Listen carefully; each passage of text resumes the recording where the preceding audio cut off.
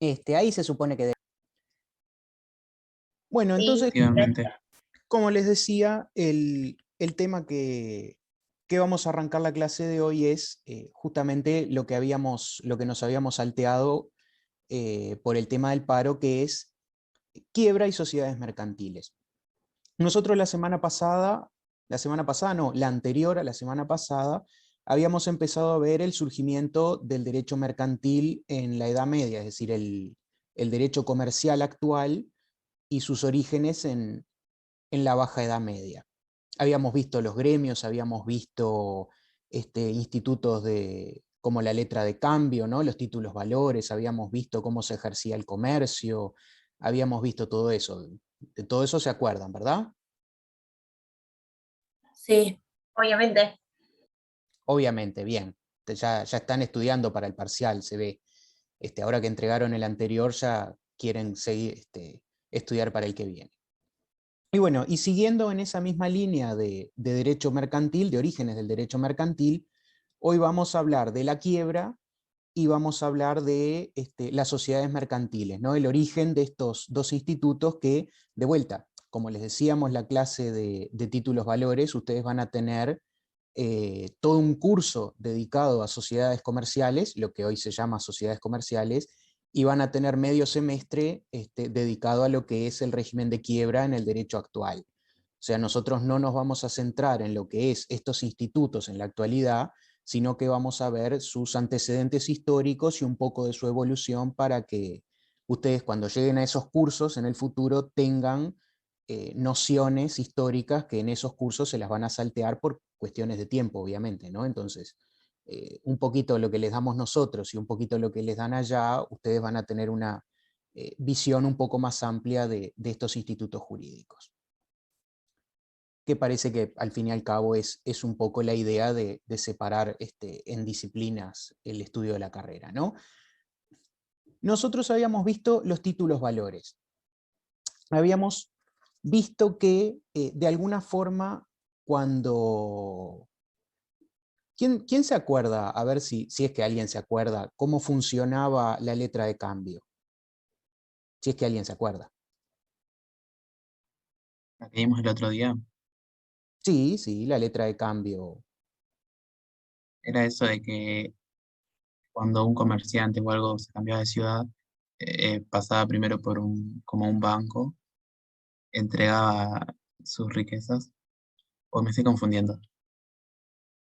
No, viene Nada, bien y el hombre, copiado. y el banquero le daba como tal la letra esa, donde él después podía ir y con esa letra se le entregaba al otro banquero de la otra ciudad y el otro banquero le daba el equivalente. Ahí va, está correcto. Como bien dice López, la letra de cambio funcionaba así, ¿no? Y de alguna forma, esto lo que introduce, digo, vamos a seguir el cuentito de cómo avanza el derecho comercial viendo otros institutos conexos, ¿no? Esto lo que introduce, esto que bien describe López, este sistema es eh, la institución del crédito, ¿no? Es decir, si recordamos lo que vimos la clase cuando hablamos de letra de cambio, habíamos mencionado que una posibilidad es darle al cambista, ¿no? Aquel problema que se suscitaba con las diferentes monedas, ¿no? Uno podía ir y entregarle una suma de dinero y recibir en otra moneda de otra ciudad distinta la misma cantidad de dinero. En ese momento el traslado de dinero era en el momento.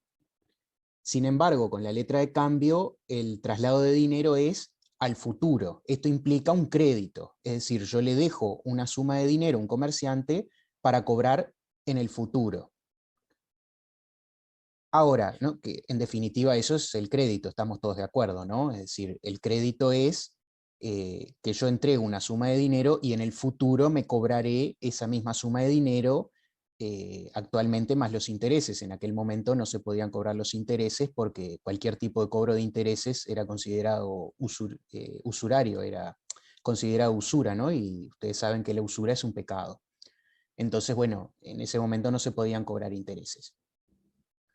Ahora, el comerciante, sí, bien digo, el comerciante que recibe este dinero, ¿no? de otra persona, y que está obligado a reintegrárselo en algún momento en el futuro, tiene dos opciones, ¿no?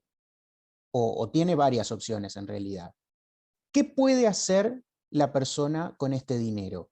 ¿Qué harían ustedes si fueran el comerciante y les entregan 50 monedas de oro? ¿Qué harían ustedes? Barreto lo quiere prestar a otro. Primero que nada las cuento. Primero Si que son nada, 50. ¿cómo? Las cuento, a ver si son 50. Bien, está bien. Hombre Y, de- precavido vale por dos, como y bien después dicen. las invierto si hay en qué. Bien, las invierten. Acá todos tienen mentalidad de tiburón, como dicen los jóvenes hoy en día. Acá nadie... la primera opción que ustedes pueden tener es agarrar todas las monedas y, y guardarlas en un cofrecito y mirarlas y disfrutar mirando las monedas, acá como el señor de la foto, disfrutar contando las moneditas con el ruidito que hacen, etcétera, y cuando sea el momento de devolverlas, las devuelven.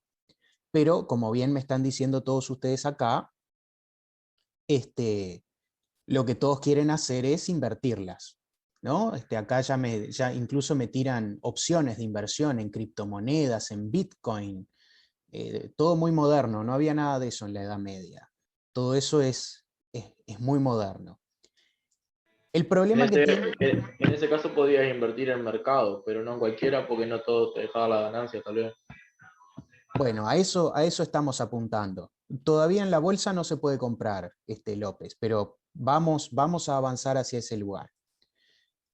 Digamos, lo que, bueno, Denis, usted ya quiere timbiarse el dinero. Está bien, es una opción, no digo que no. Digamos, el problema que tiene guardar el dinero en este cofrecito, ¿no? Como el de la imagen anterior, es que no lo puede invertir. Y siempre invertir genera riqueza. Entonces el comerciante, con ese dinero que no es de él, que lo tiene depositado porque otra persona se lo dio y que lo tiene que restituir en algún momento, lo que va a hacer es intentar invertirlo. ¿No? Acá, por ejemplo, acá tenemos a este comerciante que vende repollos que invierte toda su fortuna en comprar repollos para venderlos en el mercado. Entonces, imaginemos que el comerciante invierte todo su dinero o invierte este dinero que no le pertenece en realidad, que es de otro, y lo invierte en su establecimiento para vender repollos, ¿no? Y si pierde todo, ¿quién da la cara después? Bueno, eso es lo que vamos a ver, Barreto, en la Y eso es clase. eso es lo que se hace actualmente en los bancos. Efectivamente, cuando uno deposita el dinero en el banco, si bien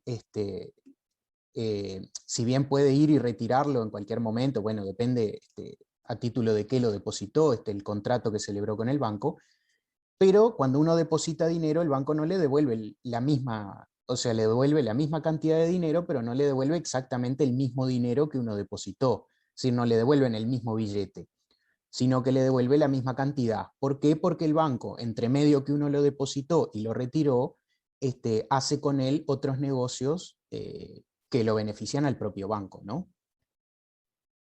Y una pregunta, ¿acá gastaban todo el dinero que tenían o dejaban, como se deja actualmente, una fracción guardada? Y eso dependía, en un primer momento, dependía del comerciante, ¿no? De qué tan seguro se sintiera y de qué tan bien le iba en el negocio. Si no es a plazo fijo, no genera intereses, justamente porque el plazo fijo lo que le garantiza al banco es que usted no va a retirar ese dinero hasta dentro de X cantidad de tiempo. Entonces, le está pagando, digamos, a usted que depositó por no retirarlo antes de determinado plazo, para así Le el banco... proporciona liquidez. Exactamente. Digamos, así funciona todo esto. La verdad que los veo con mentalidad de tiburón, insisto, de vuelta. Pero como decía Barreto, a este comerciante le puede ir mal por distintas cuestiones, ¿no? Puede venir el Estado y confiscarle todos sus bienes, por necesidades de la guerra o por lo que sea, puede sufrir algún tipo de accidente que le destruya toda la mercadería, puede sufrir distintos contratiempos, ¿no? Naturales, humanos, puede haber guerra, puede haber peste, puede haber lo que fuera. Entonces, ¿qué es lo que va a pasar? Si el desastre es poco y si lo que invirtió es poco y si tiene, pobre repollero, y si tiene, no sé si se le dice así al que vende repollo, pero lo voy a tomar como bueno. Pensemos que si la pérdida es pequeña y si el plazo en el que tiene que reintegrar el dinero es a muy largo plazo, no va a haber problema, porque si es muy poco, puede sacar dinero de algún otro lado, puede incluso pedir un préstamo él, puede intentar cubrir ese agujero. Y si es muy largo el periodo en el que tiene que reintegrar el dinero, tampoco hay demasiado drama, porque de alguna forma puede entre medio hacer algún otro negocio que le reporte ganancia y así pagar eso, ¿no? El dinero que utiliza el comerciante es dinero que no es de él, es dinero que le dejan a él por cualquier motivo, ya sea porque hizo, por ejemplo, lo que veíamos las clases anteriores de la letra de cambio, que le dejaron depositado determinada cantidad para retirarla en otra plaza, o puede ser porque le dejaron determinada cantidad de dinero porque no la quería tener en su casa y quería tenerla más segura en el banco, o en la banca de este comerciante, y este comerciante utiliza ese dinero, ¿no? Puede ser por varios motivos que tiene el dinero. O puede ser, sí, un préstamo, efectivamente. El comerciante ve una oportunidad de hacer un negocio y como no tiene el dinero en ese momento para hacerlo, pide un préstamo, ¿no? Pero ¿cuál sería la gracia de dar un préstamo? Perdón, ¿Cómo? se me cortó. Se me cortó. ¿Cuál sería la gracia de hacer un préstamo si no podés tener intereses? O sea, por pura bondad nomás. Bueno, en un primer momento los intereses están prohibidos, obviamente porque se considera usura, pero digamos, lo que se hacía era, se daba el dinero con lo que se conoce como la comanda, que vamos a ver dentro de un rato, que es lo que va a dar nacimiento a las sociedades mercantiles, sobre todo en las sociedades en comandita. El contrato de comanda era un contrato por el cual usted le entregaba una suma de dinero a un comerciante y este comerciante lo hacía rendir y usted participaba del rendimiento que ese comerciante había tenido. No era propiamente un interés, porque el comerciante había puesto a trabajar, digamos, hablando en jerga mercantil, había puesto a trabajar el dinero y ese dinero había generado ganancia y esa ganancia se la repartía entre el que había dado el préstamo y el comerciante que había puesto a trabajar el dinero. No sé si se explica. Sí, sí, sí, se entiende, se entiende. Ahí va. Era medio igual una excusa para al final son intereses. Te están pagando más de lo que vos le prestaste.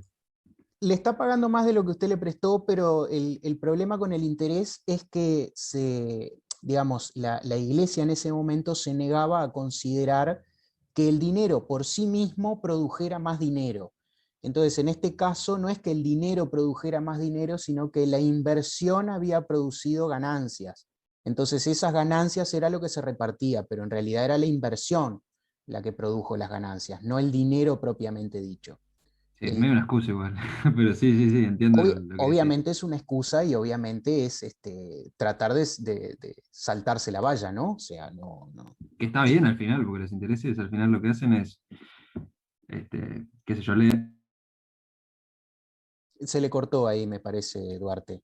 no, sí, perdón, perdón. Es que le da un sentido al ahorrar. ¿Cuál sería el sentido de ahorrar si después no vas a tener ninguna retribución? Nadie ahorraría. Esto debía pasar en esa sociedad. Claro, ¿no? Y además los intereses lo que hace es favorecer más que el ahorro, favorece el préstamo, ¿no? Porque si usted no obtiene ninguna ganancia prestando, no prestaría y amorralaría todo el dinero abajo del colchón. La gracia de esto es que el dinero está en constante movimiento. Eh, Bien, como veíamos que era lo que nos preguntaba Barreto hace un rato, que nos decía, ¿y qué pasa si no puede, si le sale mal el negocio? Imaginemos que este comerciante tiene una concatenación de contratos, tiene préstamos, tiene que pagarle a gente a la que le dio letras de cambio, tiene que pagarle a sus acreedores, tiene que pagarle a un montón de gente.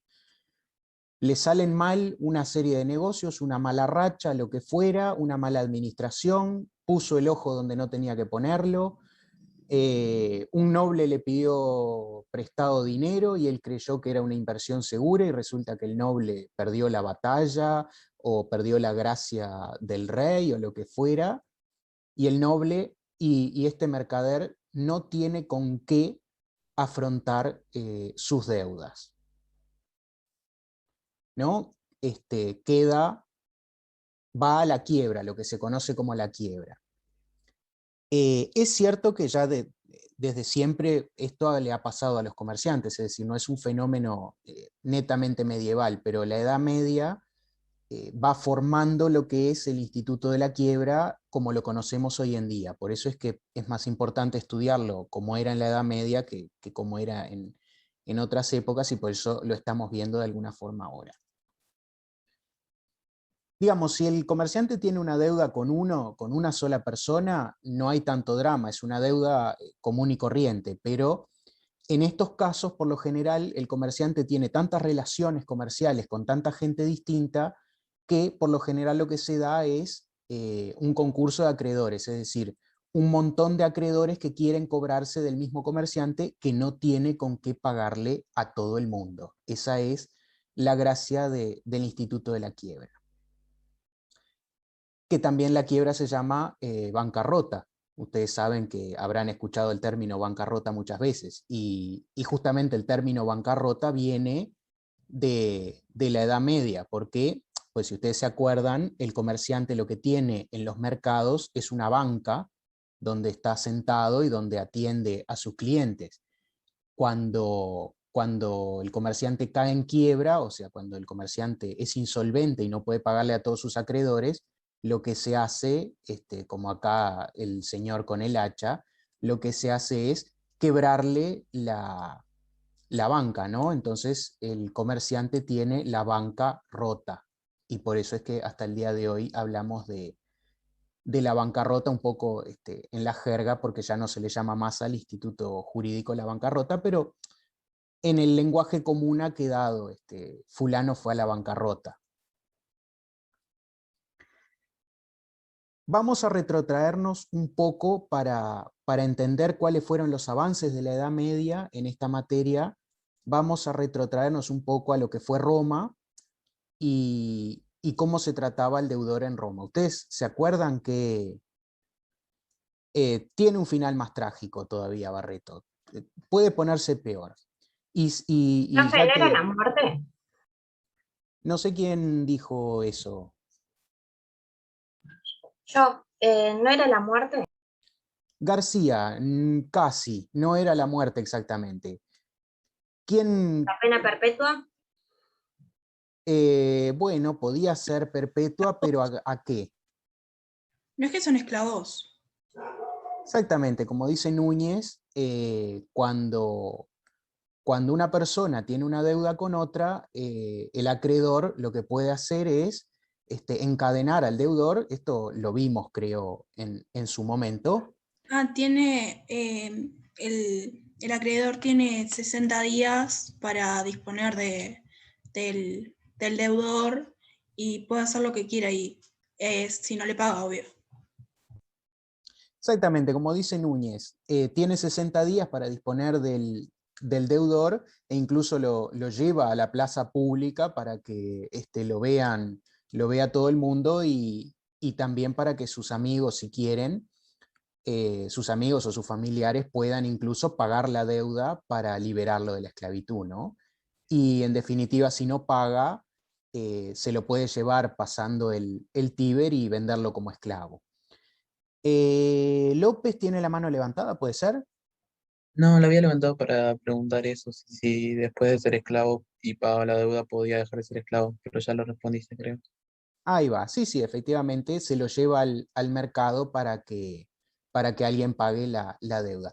Ahora, si esta persona, ¿no? Si este romano le debe a varias personas distintas, ¿no? Como el caso del comerciante que veíamos. Imaginemos que un romano le debe a... Bien, Barreto dice que se turnan. No es una mala solución, pero los romanos tenían una solución un poco más, ¿cómo decirlo así? Lo venden y divide, dice López, pero ¿y por qué lo va a vender y lo va a dividir? Si el que O debe sea, es el deudor. por eso dividen las ganancias de la venta. Pero usted veo que esta generación viene con mentalidad de hacer negocios. No quieren venganza. Ahí se lo mata. Bueno, no se lo mata. Lo que se hace es la solución más justa de todas, ¿no? Que es, si todos tienen derecho a un pedacito del deudor, bueno, lo que se hace es trozar al deudor en tantos pedacitos como acreedores tenga y se lo reparten en forma equitativa. Esa es, Ah, era re justo entonces. claro, esa es la solución más justa si nos ponemos en la mentalidad de los romanos. Y podían Este, elegir qué parte.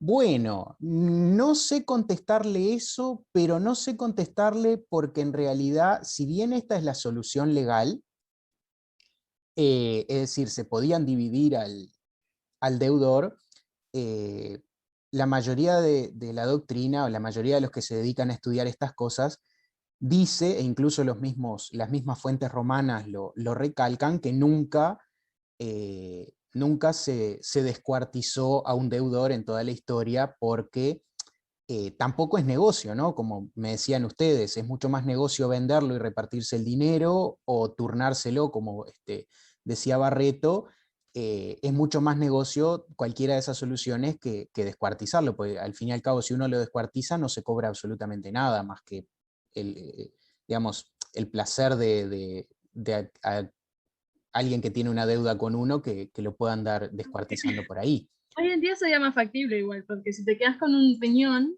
lo puedes vender en el mercado negro. Bueno, sí, Claro. o si la solución fuera legal, incluso podría no venderlo en el mercado negro, podría venderlo en el mercado legal. Digo, no, no hay que ir hacia lo delictivo siempre. No, sí, veo que lo de ustedes es hacer negocio, no sé qué hacen en Facultad de Derecho, la verdad. Eh, digamos, esa es la solución de los romanos, pero ¿por qué es la solución de los romanos? Porque no podían en ese momento separar la idea de la deuda de la persona, es decir, la deuda es personal y la persona responde con su propio cuerpo, no responde ni con su patrimonio ni con demás cosas, ¿no? Esa idea de un poco casi de vendetta, ¿no? De que si te presté plata y no me la devolvés, me enojo contigo y te quiero cobrar y prefiero hacerte daño antes que cobrarme el dinero, ¿no? Un poco es esa la idea. Es cierto que nunca se llegó a esos extremos, pero que de alguna forma en la legislación estaba esa solución de última, ¿no? Entonces, esa es la idea, ¿no? Tenerlo como esclavo y venderlo, o bueno, de alguna forma repartirse sus bienes. Lo que sí, aparentemente lo que sí se hacía era, amparados en esa legislación que les permitía descuartizarlo, en algún lugar público empezar a, digamos, cortarle una oreja o cortarle la nariz o lo que sea, y de esa forma tratar de conmover a la gente o tratar de conmover a los familiares o a los amigos para que dijeran, no, está sufriendo mucho, no sé, pónganle cualquier nombre, Claudio, está sufriendo mucho, vamos a pagar la deuda que tiene, o el mismo deudor que tenía algo guardado y no lo quería soltar, o lo que fuera, lo hiciera un poco casi bajo tortura, ¿no? No es tortura propiamente dicho, pero es tortura desde el punto de vista fáctico, pero no era del punto de vista jurídico, es decir, simplemente estaban ejecutando la deuda, ¿no? Eso era un poco en Roma. En la Edad Media, ¿qué va a pasar? pasó en Roma, después con las invasiones bárbaras eso se perdió y después se retoma en la Edad Media, en la Baja Edad Media. ¿Qué es lo que va a pasar? Se va a separar la persona de las deudas. Sí, digo bien, la persona de las deudas. ¿Qué significa esto? La deuda ya no se va a cobrar sobre el cuerpo de la persona, sino que se va a cobrar sobre los bienes, sobre el patrimonio de las personas. Entonces, a la persona ya no se la va a someter a esclavitud, básicamente porque también recordemos que el cristianismo prohíbe la esclavitud de los cristianos, es decir, no puede, por lo menos el catolicismo, no puede haber esclavos que sean cristianos, entonces no se puede reducir tampoco a una persona a esclavitud por deudas. Entonces, lo que se hace es separar. Ahora las personas se cobran de los bienes que tiene el deudor. Y esto trae aparejado cierta cantidad de problemas, porque recordemos que en el caso de los comerciantes tienen múltiples acreedores. Entonces, siempre el problema que va a haber en las quiebras es cómo repartir entre todos los acreedores los bienes del deudor. Porque obviamente nunca van a ser suficientes los bienes que tenía el deudor para hacer frente a todas las deudas, porque si fueran suficientes no estaría en un estado de quiebra.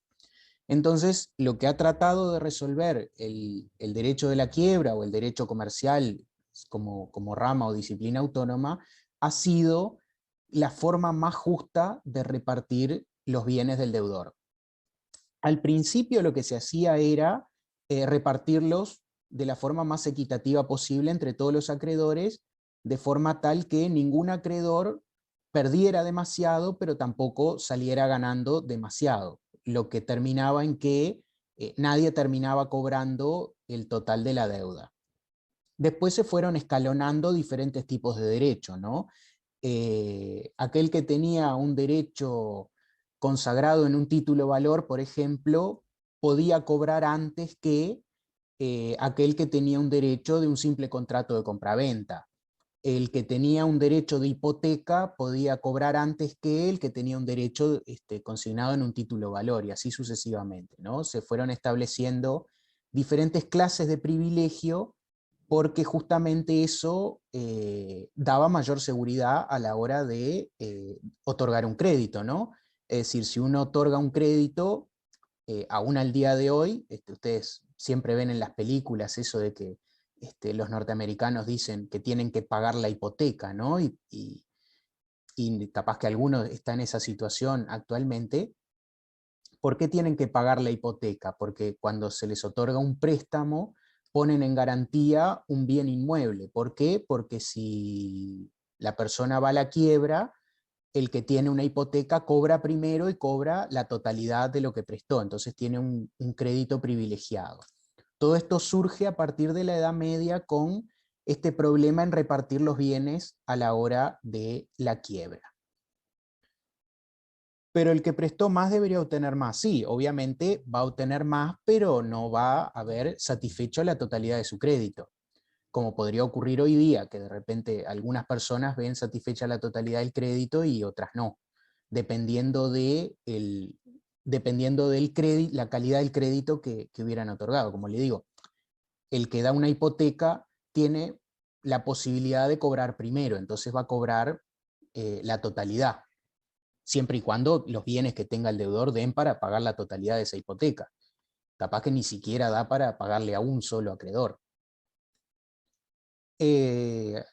Como decía un profesor, Martínez Blanco, el derecho de la quiebra siempre es el derecho de la insatisfacción, ¿no? Porque nunca da soluciones a todas las personas, porque justamente no hay solución, no es un problema del derecho, no es un problema de la ley, es un problema de que no hay recursos materiales para repartirse entre todos. Entonces es como ese derecho de la constante insatisfacción de que nadie está cobrando y que todo el mundo piensa que la ley concursal de otro país es mucho mejor o que el régimen de la quiebra de otro país es mucho más eficiente que el de uno, pero en realidad no va por la ley, va porque no hay plata. Si hubiera plata no habría problema, pero bueno, es la gracia de los abogados. ¿Cómo se evita o cómo se intenta evitar este problema de que el comerciante, o cómo el comerciante intenta evitar caer en la quiebra? Dos soluciones. Creo que Barreto fue, me corrige si estoy equivocado, la que dijo que una de las soluciones era el surgimiento de las aseguradoras. Creo que fue Barreto, pero no sé si no fue, el que lo dice me dijo que sí. Sí, dice Barreto, aprovechándose de mi error o porque efectivamente fue ella quien me lo dijo. Pero hagamos plena fe en que fue ella, y que no fue ningún otro que justo ahora fue al baño y está distraído y no puede hacerse cargo de su mérito. Digamos, sí, una de las soluciones, acá salen los testigos a decir que fue ella. Bien, perfecto. Vamos a hacer de plena fe en lo que dice y en los testigos. Bueno, acá Quiroga quiere repartir la nota. Ah, no, López, perdón, Quiroga. Ya quiere hacer una repartija de nota entre todos. De ninguna manera. La nota va para Barreto, que mencionó las aseguradoras. El contrato de seguro ya existía desde siempre, ¿no? Es decir, no es un invento de la Edad Media, pero sí es cierto que a medida que las empresas mercantiles y las empresas en sí se van haciendo cada vez más osadas y cada vez requieren mayores capitales, los contratos de seguro van obviamente desarrollándose mucho más, es decir, se necesita asegurar mucho más cualquier carga, considerando además los riesgos de la navegación, los riesgos de prestar dinero a empresas militares, ¿no? Son una serie de riesgos que son cada vez mayores, y al aumentar el riesgo es necesario invertir en seguros. Obviamente los seguros no son la solución definitiva, porque obviamente el seguro también es un negocio y el seguro tiende a ser más caro cuanto mayor es el riesgo. Entonces, cuanto mayor es el riesgo, más inversión en un seguro, menos rentable es, entonces a veces ni siquiera vale la pena tomar el riesgo, ¿no?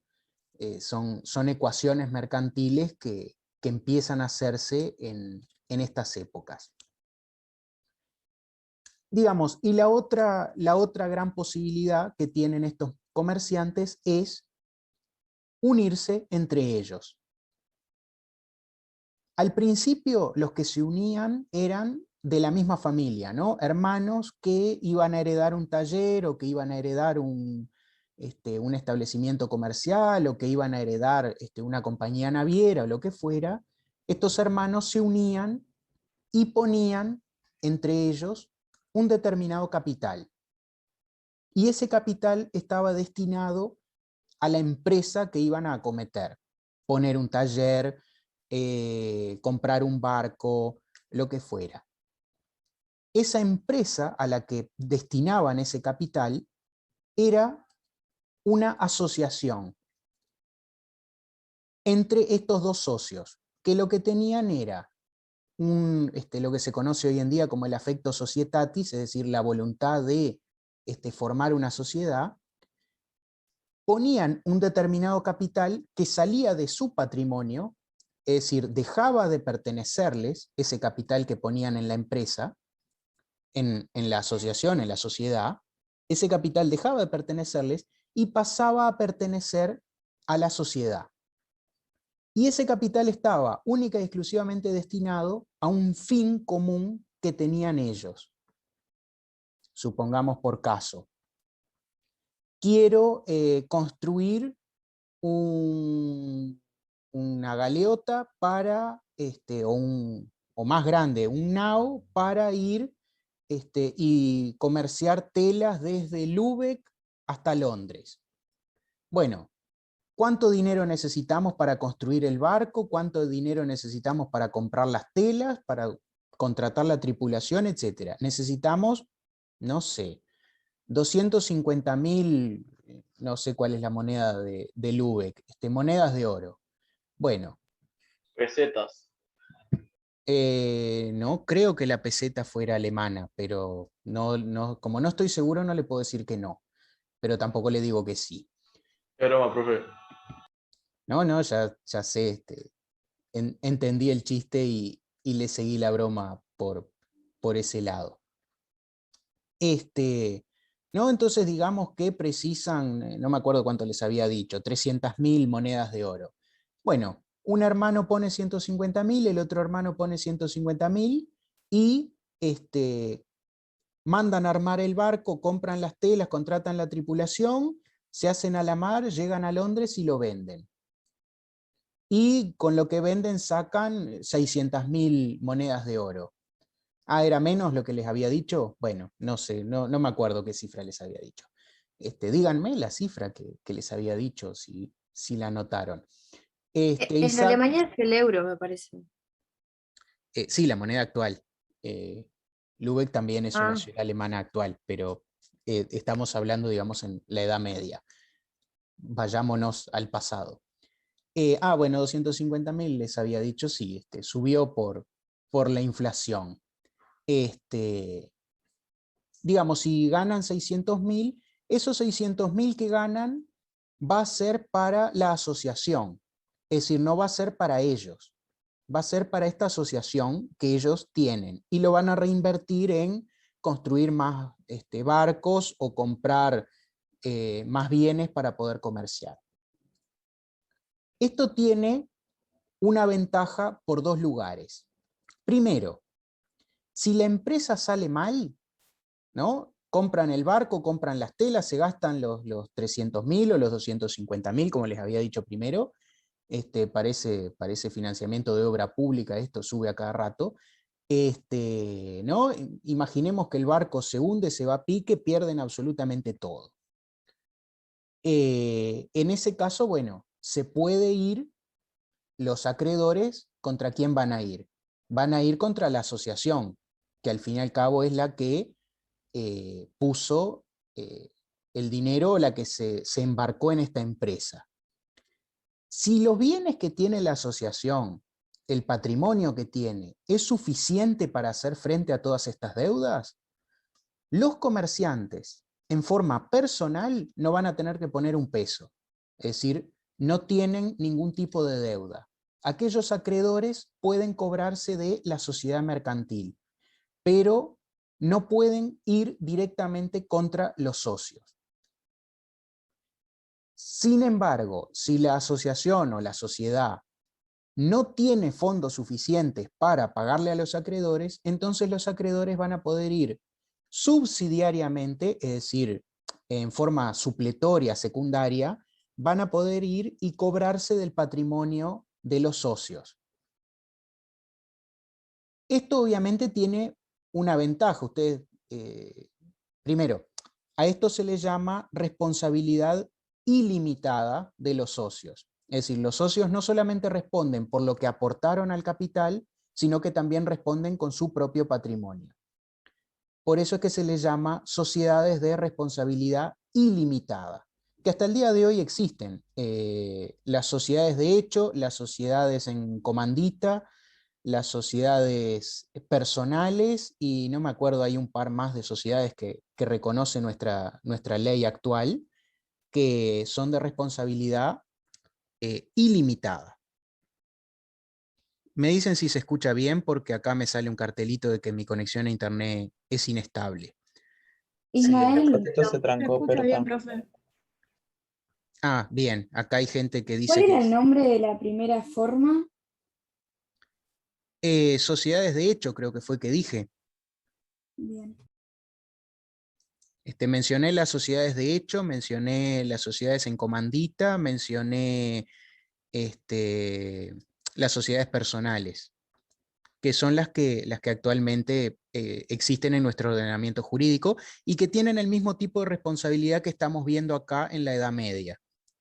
Es decir, es simplemente como dato de la actualidad, digamos, lo mismo que estaba en la Edad Media sigue hasta nuestros días rigiendo en el derecho.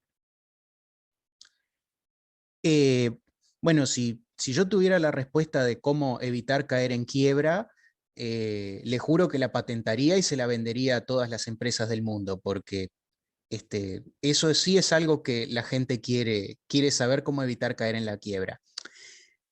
Una forma de ponerse a resguardo de una eventual quiebra o intentar mitigar los efectos de una quiebra es justamente con los contratos de seguros, ¿no? Es decir, celebrar con otro comerciante un contrato de seguro para que en caso de que ocurra una catástrofe, el asegurador ponga ese dinero sobre la mesa y de ese dinero puedan cobrarse los acreedores.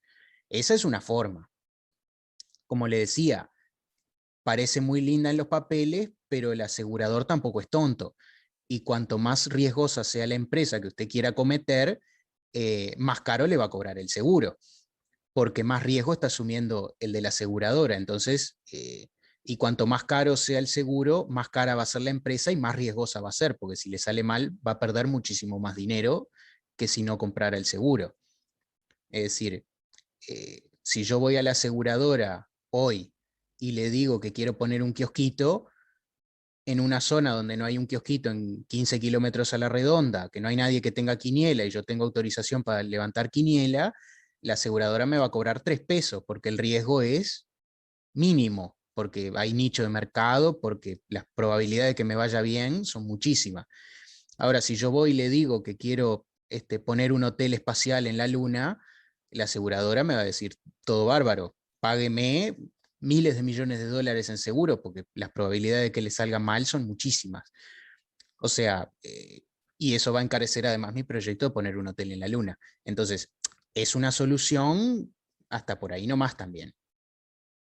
La otra solución que estamos viendo es esta, que es el nacimiento de las sociedades mercantiles, que se dan por el riesgo de la quiebra, se dan por las indivisiones en las herencias, es decir, el padre que muere con varios hijos, los hijos se terminan peleando por la herencia, entonces para evitar este tipo de cosas se crean empresas familiares que van a adoptar este modo societario, ¿no? En que cada hermano sea un socio de la compañía.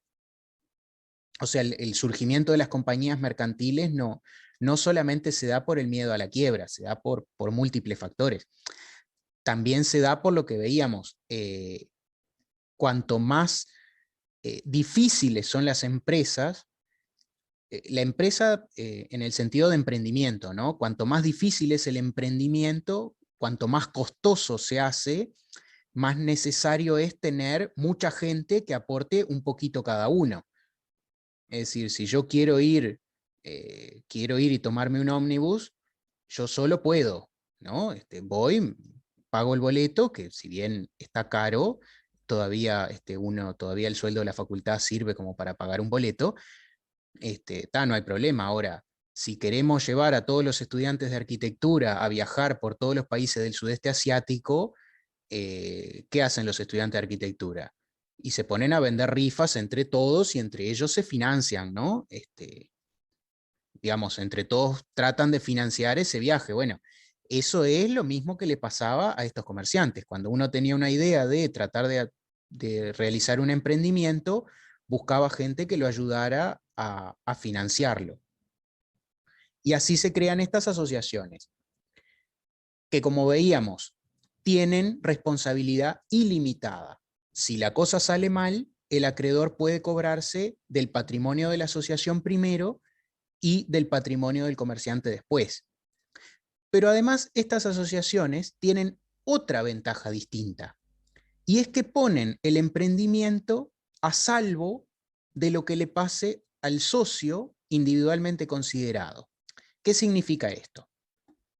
Imaginemos que estos dos socios que están acá conversando desde hoy, se ponen de acuerdo en esto que les decía, ¿no? Mandar a hacer un barco, llenarlo de telas y llevarlo a Londres. Imaginemos que el comerciante que está acá sentado de azul o violeta, o yo que sé qué color sea ese, si alguien sabe qué color es, me lo dice, toma un préstamo, él individualmente toma un préstamo y no lo paga. No le creo, López. A usted, Quiroga, sí le creo un poco más. Imaginemos que toma un préstamo y no lo paga. El prestamista puede ir contra este comerciante que está vestido de azul, nos dice Quiroga, pero no puede ir contra los bienes de la sociedad, o mejor dicho, puede ir contra los bienes de la sociedad en tanto este comerciante participa de la sociedad, pero al separar el patrimonio de la sociedad y el patrimonio de los socios, deja a salvaguarda la empresa, porque ustedes imagínense si el prestamista fuera de entrada contra todo el patrimonio y estuviera el patrimonio de la sociedad, el emprendimiento podría llegar a fracasar porque carece de fondos suficientes para completarse. Entonces, de esta manera se separan ambos patrimonios y de esta forma la sociedad brinda muchísimo más seguridad a la hora de realizar un emprendimiento, porque no está sujeta a lo que le pase a los socios, o por lo menos no está sujeta en una primera instancia, ¿no? ¿Se entiende hasta acá? ¿Van siguiendo lo que venimos conversando? Pues son Sí, temas que... espectacular. Bien, espectacular, me dice. Son temas que son complejos en un primer momento de la carrera quizá, y que quizá no tengan todos los conocimientos necesarios, y por eso les pregunto si tienen alguna duda o lo que sea, me lo hacen saber. Al separar el patrimonio de la sociedad del patrimonio de los socios, ¿brinda mucha más seguridad al emprendimiento? Sí, efectivamente, porque el emprendimiento tiene un capital propio que se sabe, o que es mucho más seguro que se destine a eso. Imagínese que usted quiere... Sí. O sea que si un socio mete la pata, la asociación está protegida, pero si la asociación mete la pata, el socio está obligado. Bueno, la asociación también puede verse comprometida en tanto que el socio participa de eso. Entonces, digamos, el acreedor puede ir contra la participación que tenga el socio. Pero Sí, pero en general no. En general no, porque además la participación que tiene es el derecho a cobrar las ganancias. Entonces, no la afecta a la sociedad que las ganancias las cobre uno o las cobre otro. Claro, sería un traspaso de uno a Claro, otro. claro, más o menos. Todo esto, obviamente, a muy grandes rasgos, ¿no? Insisto, van a tener un curso entero para dedicarle a sociedades mercantiles y su funcionamiento y sus características. Esto es simplemente a modo de pincelazo histórico, como para que vean el contexto. Arias me dice que se entiende, Barreto me dice que gracias, bien. Bien, y bueno, y estas sociedades que son de responsabilidad ilimitada van a dar lugar muchos años después a otro fenómeno que ya no es propiamente medieval, sino que pertenece a la modernidad, pero ya con esto podemos ir entrando en lo que va a ser el tema de las próximas clases, que es modernidad, y va a dar lugar a esta corporación, esta compañía, que es famosa a nivel internacional porque son los malos de Piratas del Caribe, ¿no? A ver si hay alguno que la haya visto y que sepa decirme. Nunca vio esa. Usted, López, nunca vio ninguna de las películas que yo recomiendo en este curso. No, La verdad que no sé usted por qué será. no es gran cinéfilo, me parece, López. Veo otras, las de dibujitos son más entretenidas. Ah, bueno, en Introducción al Fenómeno Jurídico vamos a hablar de películas de dibujitos animados, no se preocupe. Videgaray dice que es más de las series. Rebollo dice que ni películas ni series, nada. Bien. Va a dar lugar a los malos. No sé, no hablo alemán, López. Va a dar lugar a lo que son los malos de Piratas del Caribe, ¿no? Que es la East Indian Trading Company. ¿Qué va a pasar con estas asociaciones? en determinado momento histórico, ya sobre la East Indian Trading Company, la Compañía de las Indias Orientales en español. Quedó ahí, a ver si alguien lo escribe.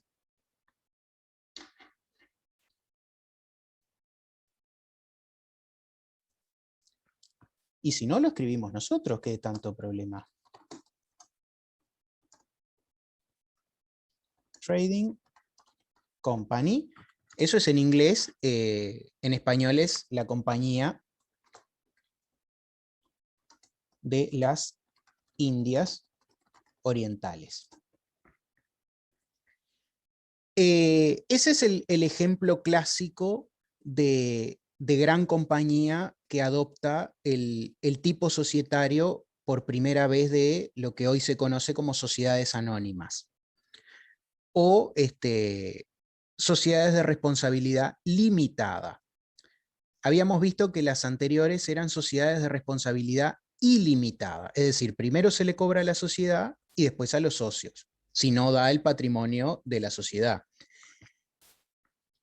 Avanzada la historia, entrada la modernidad, descubiertas nuevas tierras, ¿no? El descubrimiento de América y el expansionismo de los reinos de Europa, consolidados los estados nacionales, lo que va a pasar es que algunas de estas asociaciones van a ser clave para el expansionismo de los reinos de Europa. Es decir, los reinos de Europa descubren nuevos territorios, descubren territorios en África, descubren territorios en las Indias, en el sudeste asiático, se descubre América, pero estos mismos reinos no tienen ni el dinero ni los recursos materiales para ir y conquistarlos.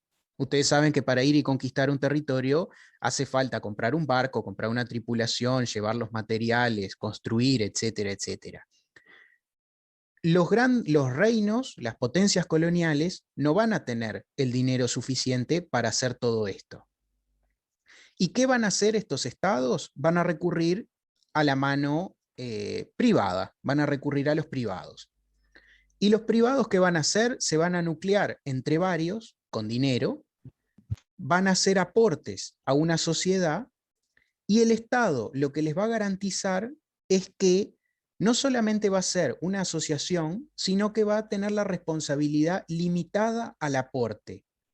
¿Qué significa esto? Que si yo pongo 200.000 monedas de oro en la East Indian Trading Company, si todo sale mal, se hunden todos los barcos, pierde las guerras, todo lo que sea que pase, todas las calamidades que les pueda pasar, ningún acreedor va a poder cobrarme a mí personalmente nada de lo que la compañía le deba. Es decir, la responsabilidad es limitada a lo que yo aporté.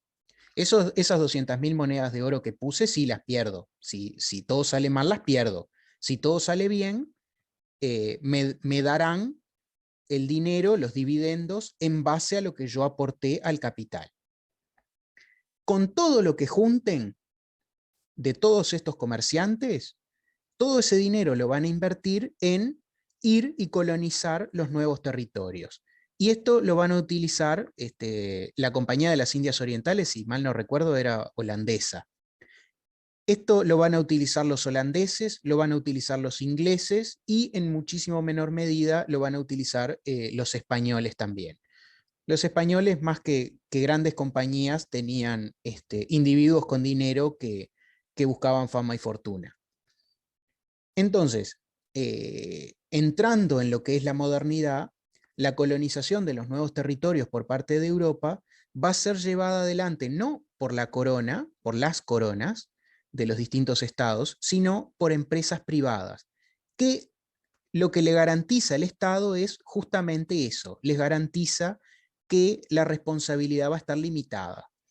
Y estas primeras sociedades anónimas, estas primeras compañías de responsabilidad limitada, van a ser excepcionales, porque van a necesitar una autorización del Estado o una autorización de la corona, mejor dicho, para poder ser de responsabilidad limitada.